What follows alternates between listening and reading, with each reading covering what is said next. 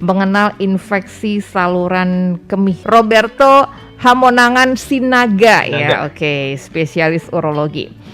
Oke dok, apa itu saluran kemih dan apa yang dimaksud dengan infeksi saluran kemih ini? Biasanya untuk wanita ini ya dok ya, biasanya ya. Tapi kalau misalnya pria adakah gitu? Boleh diceritain juga. Apakah ini berbahaya? Silakan dok. Baik, jadi pertama kali kita harus tahu dulu apa itu saluran kemih. Yeah. Saluran kemih itu adalah alur kolektif organ pembentuk, pengumpul, dan pengosongan urin. Jadi secara anatomis dari atas sampai ke bawah dimulai dari ginjal, kemudian ureter, kemudian kandung kemih, kemudian uretra. Jadi intinya urin kita itu dibentuk di ginjal, kemudian disalurkan ke dalam kandung kemih melalui ureter, kemudian akan dibuang atau yang kita sebut tadi dengan pengosongan melalui uretra atau saluran kemih paling bawah, area kemaluan gitu ya. Oke, baik. Kalau kemudian yang dimaksud dengan ISK sendiri adalah suatu kondisi di mana ditemukannya bakteri atau mikroorganisme, tepatnya mikroorganisme itu bisa apa saja, bisa bakteri, bisa virus, bisa jamur di dalam urin, gitu, dalam jumlah yang tertentu yang abnormal. Jadi secara keseluruhan sebenarnya infeksi saluran kemih bisa terkena pada pria maupun wanita, tapi memang angkanya lebih tinggi pada wanita. Oke, lebih tinggi pada wanita ya dok ya. Iya betul. Nah, apa sih dok sebabnya gitu? Kenapa wanita itu bisa lebih tinggi daripada pria dok? Yang pertama pasti tentu saja karena perbedaan anatomi ya, di mana uretra atau saluran kemih paling bawah tadi pada wanita lebih pendek. Pada wanita uretra itu pada wanita Indonesia sekitar 4 cm. Jadi menyebabkan bakteri itu lebih mudah naik masuk sampai ke kandung kemih. Apalagi lubang kencing itu kan uretra itu dekat dengan organ kewanitaan, kemudian tidak jauh juga dari organ pembuangan dari anus. Jadi yang namanya bakteri itu kalau misalnya faktor higien yang tidak baik, gampang sekali masuk melalui uretra pada wanita dan sampai ke kandung kemih pada wanita tadi. Gitu ya dok ya. Jadi karena kurang hygiene juga gitu ya, dan struktur anatomi kelamin wanita ini kan memang cenderung mudah gitu ya dok ya masuk bakteri, jamur dan lain sebagainya. Ini berbahaya nggak dok? Ya tentu saja berbahaya kalau sudah sampai komplikasi ya, kalau sudah sampai berat. Dan ini seringkali dialami ya dok ya sama wanita ya. Dan penyebab-penyebabnya sendiri dok, selain kurang hygiene tadi gitu, benar nggak sih, saya pernah dengar juga ya, karena kita sering menahan kencing nih dok. Biasanya kan kita nggak buru-buru gitu ya, entar deh gitu ya, entar gitu. Nah itu benar nggak sebagai salah satu penyebabnya juga dok? Oke, jadi kalau secara umum kita balik lagi ke definisinya penyebab terjadi infeksi saluran kemih tadi ya mikroorganisme mikroorganisme yang masuk ke dalam saluran kemih kita kemudian berkembang biak di situ. Terus kemudian tadi pertanyaan apa? Kalau misalnya pria, maksudnya wanita yang sering menahan pipis gitu dok? Oh, yang menahan pipis. Menahan pipis itu sebenarnya salah satu faktor resiko. Kalau kita sebut menahan pipis pasti menyebabkan infeksi saluran kemih, sebenarnya tidak. Oh, oke. Tapi salah satu ya dok? Salah satu faktor resiko. Kenapa? Karena jadi begini, urin kita itu kan sebenarnya steril ya, tidak ada bakteri di dalamnya. Tapi pada beberapa kondisi mungkin saja ada bakteri yang masuk dalam jumlah yang sedikit. Dalam jumlah yang sedikit ini kan tidak akan membuat langsung ada gejala gitu ya. Tapi dengan menahan kencing terlalu lama, sering menahan kencing terlalu lama, menyebabkan waktu bakteri ini di dalam saluran kemih kita itu menjadi lebih lama. Tentu saja dia bisa berkembang biak. Kalau dia berkembang biak sampai jumlah-jumlah tertentu yang banyak sekali, itu nanti akan menyebabkan infeksi dan menyebabkan gejala. Jadi itulah makanya menahan kencing itu menjadi salah satu faktor penyebab infeksi saluran kemih. Itu menjadi salah satu faktor ya dok ya. Iya. Walaupun bukan berarti selalu gitu, tapi ya disarankan sih nggak menahan kencing juga ya dok ya. Betul, menahan kencing memang tidak baik ya. Tidak baik ya dok ya. Terlalu sering. Dan kalau untuk penyebabnya antara pria dan wanita tuh berbeda nggak dok? Kalau secara umum sih sama, kalau kita lihat dari bakterinya sebenarnya paling seringnya sama, bakteri Escherichia coli, yaitu bakteri yang memang flora normal di usus kita yang ada saluran pembuangan, itu paling sering ya penyebabnya. Tapi kalau untuk proses terjadinya infeksinya sendiri, kita harus lihat dari faktor resikonya. Pada pria dan wanita memang sedikit berbeda yang disebabkan tadi faktor anatomi tadi ya. Nah, kalau pada wanita karena uretranya pendek, faktor resikonya ya udah tentu faktor higien yang pertama. Kemudian masalah-masalah pada organ kewanitaan, misalnya pada wanita yang sering mengalami keputihan, apalagi keputihan yang tidak normal. Nah, itu akan menjadi faktor resiko juga penyebab terjadinya infeksi pada wanita. Kemudian pada wanita usia lanjut yang sudah menopause, nah itu faktor resiko juga terjadi infeksi saluran kemih karena wanita yang menopause sistem imunnya sudah turun, jadi bakteri lebih mudah. Ada sel-sel yang ada faktor-faktor imun yang sudah tidak bekerja maksimal lagi gitu. Nah, kalau pada pria balik lagi faktor risikonya karena ada faktor anatomi, di mana pada pria ada prostat, apalagi terutama pada pria dewasa ya. Kalau pada pria dewasa usia lanjut yang mengalami pembesaran prostat itu lebih mudah lagi terkena infeksi saluran kemih. Nah, kemudian faktor risiko lain, kalau pada pria muda atau anak, faktor risikonya yang belum disunat. Kemudian faktor risiko lain karena uretra atau saluran kemih paling bawah pada pria lebih panjang, bisa terjadi adanya penyempitan di uretra atau dinamakan striktur. Nah, itu faktor risiko juga terjadinya untuk menyebabkan terjadinya infeksi saluran kemih.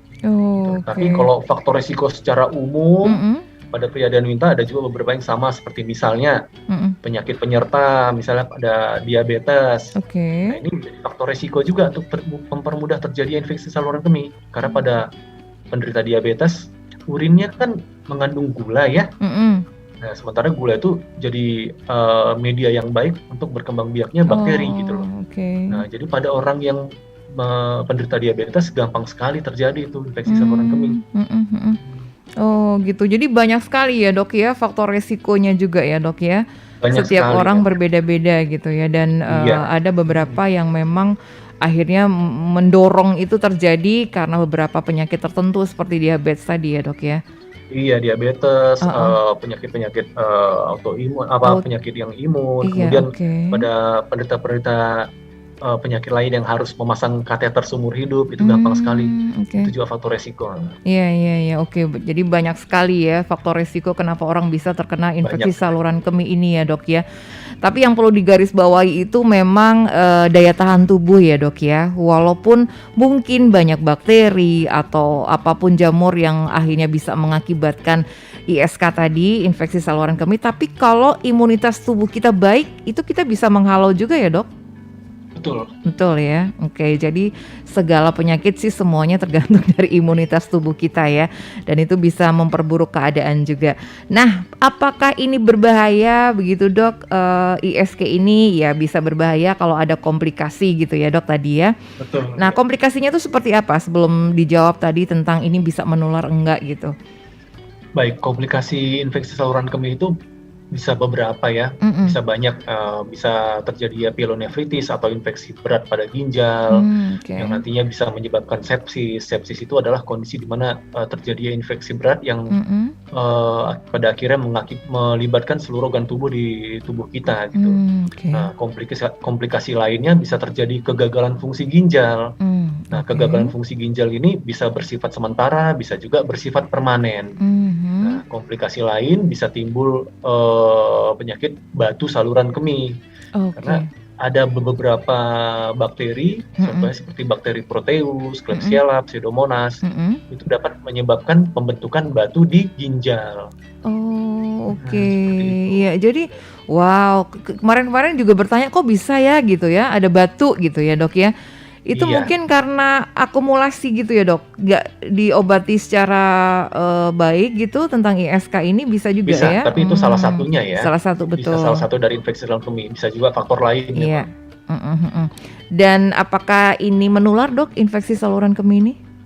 Tentu saja menular. Dan penularan paling gampang yang paling sering ditemukan adalah penularan karena hubungan seksual. Ya, jadi misalnya nih seorang wanita gitu terkena ISK gitu ya dok ya, tidak Iya, diobati dengan baik begitu bisa menularkan kepada suaminya gitu ya dok ya? bisa. Nah, itu juga Hmm, kadang-kadang menjadi kendala ya. mm-mm. Misalnya si istrinya datang karena infeksi saluran kemih, kemudian Iya, sudah kita obatin, ternyata dia sebelumnya sudah berhubungan dengan suaminya terkena juga. oke. Nah, mereka udah istrinya sembuh, kemudian Mm-mm, berhubungan, mhm. balik lagi istrinya, gitu. Nah, Gitu. makanya harusnya diobatin, diperiksa, datang ke dokter beserta dengan pasangan Dua-duanya ya, sekaligus. oke. Heeh, ya. Diperiksa sekaligus gitu ya dok ya, Iya, apakah supaya tidak terjadi pingpong. iya iya, iya. Wah ini dia nih ya. Wah kita tuh pikirnya hanya wanita loh dok tadinya gitu yang berpikir ya. Ternyata pria juga bisa ya dan itu bisa ditularkan gitu ya dok ya. Bisa Bisa, iya. menularkan satu sama lain begitu. Nah Betul. oke, tanda-tandanya nih dok. Kalau misalnya wanita terkena ISK dan pria juga begitu tuh seperti apa sih dok? Tanda-tandanya yang Oke, bisa dilihat. kalau tandanya gejalanya yang paling sering kita jumpai ya, Mm-mm. pasien datang tuh dengan keluhan nyeri saat berkemih rasa Oh, panas di daerah kemaluan, hmm, kemudian rasa tidak tuntas, dan dia jadi oke. frekuensinya juga meningkat, jadi sering kencing, anyang-anyangan katanya Anyang-anyangan gitu. ya, oke. Iya. Oke oke, Kemudian oh, gejala yang lebih berat lagi bisa datang dengan nyeri pada pinggang atau mhm nyeri pada perut bagian bawah. mhm, Kemudian ada juga yang datang dengan keluhan kencingnya keruh atau mmm, berbau menyengat oke, atau kadang berdarah. oke. Seperti itu. Wow, Nah, kalau pada pria biasanya mhm, yang paling khas adalah keluarnya cairan, adanya cairan keluar dari saluran kemih bagian bawah atau uretra yang biasanya mmm, kelihatannya itu ada bercak di celana dalam. Nah, seperti itu. gitu ya. Oh itu tanda-tandanya ya. Kalau pria itu sakit nggak sih Dok? Kalau wanita kan tadi ada nyeri gitu ya Dok ya? Sama, Oh pria sama juga ya, sakit. pria juga sakit ya? Iya. Heeh. Ada nyeri-nyeri gitu di mana tuh Dok? Di Dimulai dari area kemaluan, mhm? di saluran uretranya itu sampai ke perut bagian bawah. Gitu. Oke. Iya. Jadi itu ya gejala-gejalanya. Untuk wanita keputihan itu termasuk gejala ISK juga bukan, Dok? Sebenarnya keputihan itu ada biasanya kelainan atau infeksi dari organ kewanitaan ya, organ kandungan ya sebenarnya ya. Tapi Mhm. biasanya kalau Mhm. sudah datang ke dokter biasanya keputihannya maksudnya sudah terkena juga ke saluran kemihnya. Jadi Oke, udah baik. infeksinya udah menyebar biasanya. Jadi, bukan berarti ya, Dok, ya, dari ISK ya tadi ya, kalau keputihan ya bisa dilihat, dulu begitu ya bagaimana, ini bisa terjadi. Oke, jadi itu ya ciri-cirinya kalau misalnya dirasa pipisnya keruh gitu, ada mengandung darah juga dan nyeri, kemudian pipisnya nggak tuntas, anyang-anyangan gitu ya, Dok, ya. Iya, Itu bisa jadi gejala infeksi saluran kemih. tapi biasanya anyang-anyangan itu kan bisa diatasi ya, Dok, ya. Anak-anak juga sering kan, Dok. Nah, anak-anak ini apakah itu termasuk ISK kalau sering anyang-anyangan itu, Dok? Bisa juga, tadi kan saya sebutkan ya pada pria muda atau anak-anak faktor Anak-anak resikonya itu salah satunya belum disunat. oke. Nah, anak-anak belum disunat tuh gampang sekali terjadi infeksi karena Mmm, bakterinya banyak bakteri di area preputium namanya di oke. glans penis ya di ujung kemaluannya. Mhm Nah, dan mhm. itu gejalanya ya gejala paling sering muncul pada anak yang pertama kali adalah anyang-anyangan tadi, Mmm, sering kencing gitu loh. iya iya, Nah, kalau oh, lebih berat lagi biasanya dia ngeluh ke orang tuanya kalau kencing sakit, panas katanya gitu. mhm mhm. Itu tanda-tandanya gitu ya, Dok, ya? Tanda-tanda infeksi juga. Oke, apakah setelah mengalami gejala ini memang harus, cepat memeriksakan diri gitu ya, Dok, ya? Seperti apa begitu pertolongan yang diberikan untuk meredakan gejala tersebut, Dok? Pertolongan pertamanya tentu kita, minum banyak air putih, Oke. heeh, karena Mhm. dengan minum banyak air putih itu sebenarnya kita, membuang bakteri yang ada di saluran kemih kita itu. Mmm, Nah, kemudian kalau misalnya memang gejalanya agak perih, kita untuk pertolongan pertamanya mungkin kita bisa minum obat anti nyeri yang ringan seperti parasetamol gitu ya, oke. yang mungkin bisa dijual bebas, heeh. Mhm. Itu pertolongan pertamanya. Tapi apabila dengan, melakukan semua itu tetap masih ada gejalanya atau bahkan cenderung memberat, kita harus segera ke dokter untuk pemeriksaan lebih lanjut. Oke. Dok, kalau infeksi saluran kemih ini tadi dokter mengatakan ada parasetamol. Emang kita bisa demam ya, Dok, ya? Itu gejalanya begitu Oh, atau enggak, gimana tuh? parasetamol maksud saya tadi parasetamol itu ada sebagai anti nyeri yang ringan. Parasetamol itu selain Oke. efek untuk menurunkan panas, Panas juga juga untuk ada efek untuk benar. Mereda nyeri Meredakan ringan nyeri juga. ya, Dok, ya? Rasa sakitnya Iya. itu ya, Dok, ya? Iya Bisa betul, diredakan. Oh, oke, iya. baik. Jadi itu pertolongan yang pertama, minum air sebanyak-banyaknya gitu, Dok, kira-kira Iya, dan tidak berapa menahan kencing ya. dan tidak menahan pipis, begitu banyak air banyak minum kebelet pipis langsung gitu ya, Dok, ya? Iya, Eee, biasa kan normal kalau kita minum sehari-hari itu kan 1,8 liter ya, Dok, ya, 1,8 liter. Nah, kalau misalnya ada, penyakit seperti ini ditambahkan sampai berapa liter itu, Dok, minum air sebanyak-banyaknya? tidak ada batasan maksimal sebenarnya ya, Mhm, selama kita fungsi ginjalnya masih normal. Jadi kalau kita mmm, tidak ada penyakit lain, penyakit mhm, jantung, penyakit ginjal, mhm, ya minum air putih tidak ada batasannya.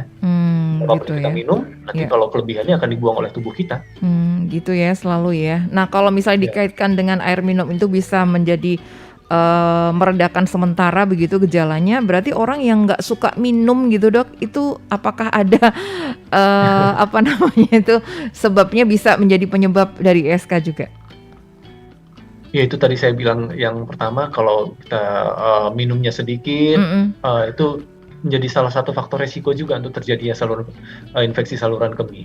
Oke. Mhm. Jadi itu yang harus diperhatikan ya, Iya, Dok, ya. salah Pastikan satu faktor ya, bukan penyebab pastinya. betul, salah satu mungkin sama orang bisa terjadi tapi sama individu yang lain tidak gitu ya, Dok, Betul, ya. betul sekali ya. Oke, baik ya Sobat RPK. Jadi kalau misalnya ada gejala-gejala tadi mungkin bisa diulang lagi, Dok. Mungkin Sobat RPK baru gabung nih gejala-gejalanya dari ISK ini yang harus Hmm. kita perhatikan dan kita harus, menemui tenaga medis jika seperti apa gitu, Dok. Silakan. Oke, gejala-gejala infeksi saluran kemih yang paling ringan biasanya, dikeluhkan kencingnya terasa tidak nyaman, Mhm, panas, oke. perih, kemudian Mhm, anyang-anyangan, mhm, kemudian timbul, nyeri di perut bagian bawah atau iya, dari pinggang, mhm, kemudian urin berbau menyengat mhm, dan penampakannya lebih pekat, oke, atau bisa juga urin yang kemerahan, mhm, bercampur darah. wah, Kemudian bisa kalau lebih berat lagi bisa disertai demam biasanya.